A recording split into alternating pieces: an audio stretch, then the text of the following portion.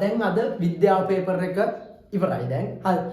මම හිතනවා පුතේවා හොඳට හරි මගේ පන්ති ආව දරුවෝ ටිකට මේ විද්‍යාව පේපර් එක කිසි අවුලක් වෙන්නේ නැතුව ඇති. හරි.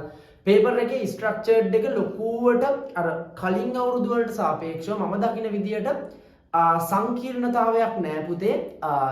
යම්කිසි මට්ටමකට ඒක වැඩ කරපු ළමයාගෙන් ළමයාට පුතේ ඒක වෙනස් වෙන්න පුළුවන්. හරි. වැඩ කරපු ළමයෙක්ට පුතේ ඔක සරල පේපර් එකක් වගේ දැනෙයි.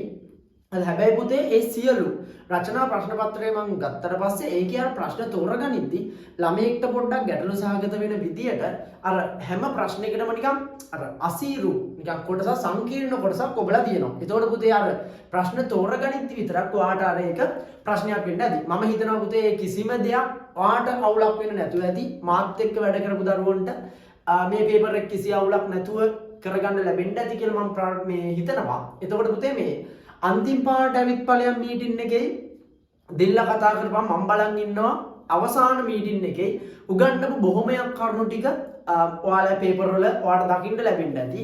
ඉතින් පුතේ පුංචි අදහසක් අද පේපර් එක සම්බන්ධයෙන් පුංචි අදහසක් මේ වීඩියෝ එකට පල්ලෙහෙන් කමෙන්ට් එකක් විදියට දාන්න අපේ පන්තියෙන් ආසමදී ආසම විදියට උගන්වන විද්‍යාව පන්තියෙන් ඔයාට අද විද්‍යාව පේපර් එකට මොනවා හෝ දායකත්වයක් ලැබුණා නම් විද්‍යාව විෂයට පුළුවන් නම් ඒක සම්බන්ධයෙන් උත් කමෙන්ට් එකක් පුතේ පල්ලෙහා මේ වීඩියෝ එකට යටින් දාන්න.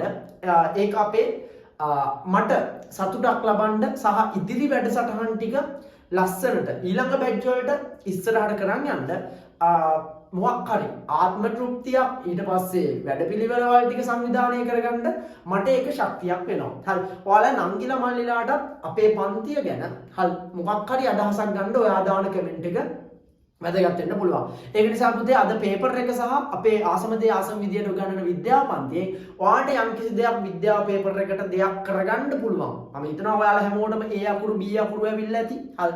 මම ප්‍රාර්ථනා කරනවා එහෙම වෙන්න කියලා. හරි. එහෙනම් පුතේ පුංචි කමෙන්ට් එකක් දාන්න මම හදවතින්ම ප්‍රාර්ථනා කරනවා ඉදිරියට තියෙන විෂයන් ටිකත් ඔයාට A අකුරු B අකුරු වලින්ම නවතින්න ලැබෙන්න කියලා. A අකුරෙන්ම නවතින්න ඔයාට පුළුවන්.